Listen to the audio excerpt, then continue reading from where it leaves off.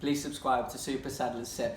Right then guys, welcome back to another video, and today I'm doing a roundup of the January transfer window deadline day for the Saddlers. Before we get into discussing everything on deadline day for the Saddlers, if you're going to enjoy it, please leave it a like. Also subscribe to the channel if you're new. The first news that came out on deadline day yesterday was midfielder Danny Guthrie left the club on mutual consent. Walsall announced an article saying they'd like to wish him all the best in the future and to thanks all his efforts at the club. I think this is personally a good move for both clubs. I think he'll be on a high wage at the Saddlers, one of the highest at the club, so that'll free up some wage for Walsall going into the future. Obviously COVID-19 has hit us very bad, and most clubs in the EFL, so yeah, good move for both parties. Danny Guthrie, too injury prone for my liking, too many injuries, weren't really fit. I think 1 in 10 games he'd probably play 90 minutes and probably weren't up to it at Walsall. He brought so much hope in, playing for clubs like Newcastle, Liverpool, Reading, Blackburn, Bolton, I think.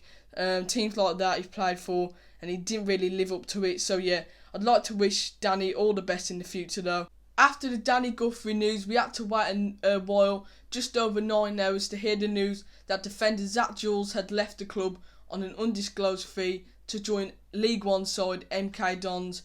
Again, it's got to be for the money, obviously. I think he went for around 100k to 150k, so that's good business for the Saddlers money-wise, as his contract was running out at the end of the season. But personally, I think this is a good move for Jules. He's been very patient at his time at Walsall. Obviously, he got frozen out last season. He couldn't even make the bench at times last season. I think there must have been a falling out, but who knows what happened behind the scenes with Darryl Clark there.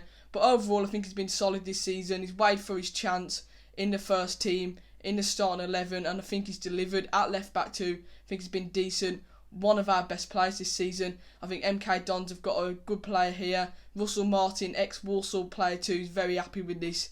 And yeah, I can see why. But yeah, I'd like to wish Jules all the best in the future too. Walsall was straight on it to announce a replacement for Jules. About 5 minutes later, we announced the signing of Max Melbourne on loan from Lincoln City until the end of the season. He's a left back, so obviously it makes sense to replace him for Jules. Personally, I think this is a good signing. He's got experience from the league above in League One, and yeah, I think he's a good signing. He came from West Brom, and I think he'll fit well in the team. What I'm hearing off Lincoln fans too, I'm hearing he's a good player. He got injured at the start of the season, but he came back in and slotted in very well apparently, and looks very comfortable. Obviously, we had to bring in a left back at the end of the day. We only had Callum Cockrell Mullet left.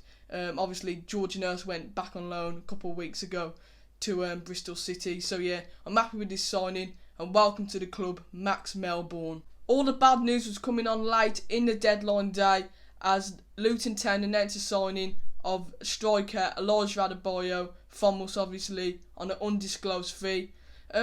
Personally, I think this is probably good financially again, but obviously he scored 10 goals this season, really improved, and we could miss him. But I think Josh Gordon can step up to the plate.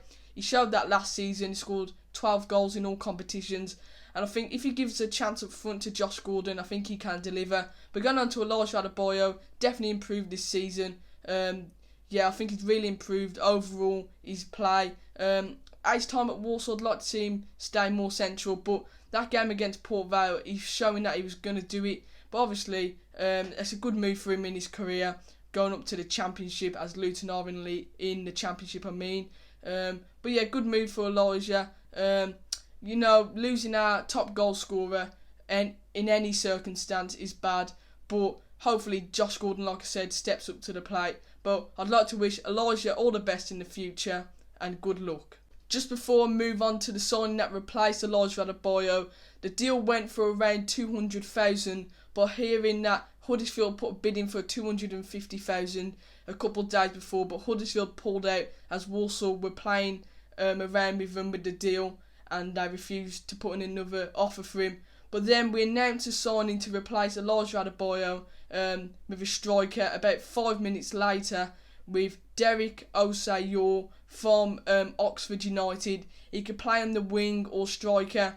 He actually scored a fantastic goal against us in the EFL Trophy earlier on in the season when they won 1-0 and progressed into the next round of that. Personally, I think this could turn out to be a good signing or a bad one. That's like with any signing though. You got to take a gamble, and I think he looked decent when he played against us, to be fair. Remember watching that game. He looked very exciting. Obviously, he's versatile, so he'll give competition in all aspects of the pitch. He came from France in the summer to join Oxford United. He hasn't really got much game time there, so he's come on loan to the Saddlers, and hopefully he can deliver and get the goals and get us moving up that league. But welcome to the club, Derek. I wish you all the best at your time at the Saddlers. My other thoughts on deadline day, I think it's a bit of mixed emotions. Losing two decent players that have played well this season, I think that's a bit of a blow. But I think we've got the quality to replace him. I think Josh Gordon can slot up front and get the goals this season, hopefully. And at left back, I think Max Melbourne is capable enough, as what I've seen of him, to do a job there. We just got to be more consistent, like Darryl Clark said. But these players have got to step up now. The players that are currently here, they've got to step up now.